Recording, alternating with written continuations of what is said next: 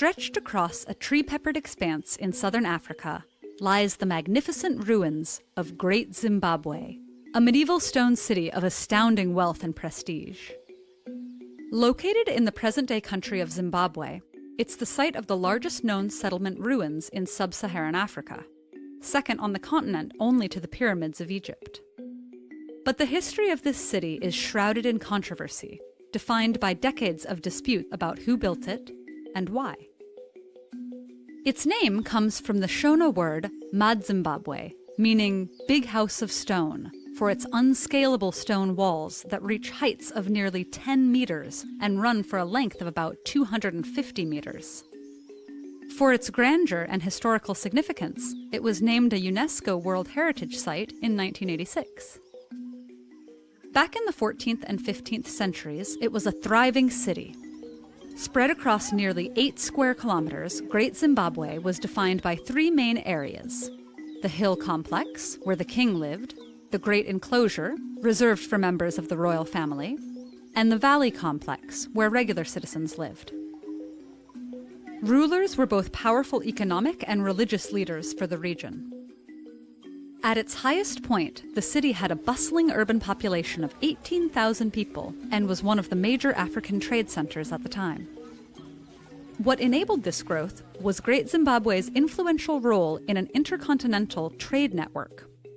Connected to several key city-states along the East African Swahili coast, it was part of the larger Indian Ocean trade routes. The city generated its riches by controlling the sources and trade of the most prized items: gold, ivory, and copper. With this mercantile power, it was able to extend its sphere of influence across continents, fostering a strong Arab and Indian trader presence throughout its zenith. Archaeologists have since pieced together the details of this history through artifacts discovered on site. There were pottery shards and glassworks from Asia, as well as coins minted in the coastal trading city of Kilwa Kisiwani, over 1,500 miles away. They also found soapstone bird figures, which are thought to represent each of the city's rulers. And young calf bones, only unearthed near the royal residence, show how the diet of the elite differed from the general population. These clues have also led to theories about the city's decline. By the mid-15th century, the buildings at Great Zimbabwe were almost all that remained. Archaeological evidence points to overcrowding and sanitation issues as the cause, compounded by soil depletion triggered by overuse. Eventually, as crops withered and conditions in the city worsened, the population of Great Zimbabwe is thought to have dispersed and formed the nearby Mutapa and Torwa states. Centuries later, a new phase of Great Zimbabwe's influence began to play out in the political realm, as people debated who had built the famous city of stone.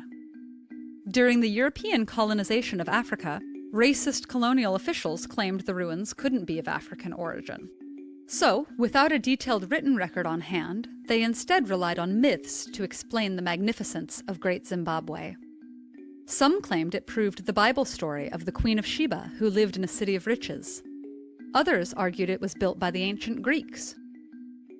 Then, in the early 20th century, after extensive excavation at the site, the archaeologist David Randall McIver presented clear evidence that Great Zimbabwe was built by indigenous peoples. Yet, at the time, the country's white minority colonial government sought to discredit this theory because it challenged the legitimacy of their rule. In fact, the government actively encouraged historians to produce accounts that disputed the city's African origins.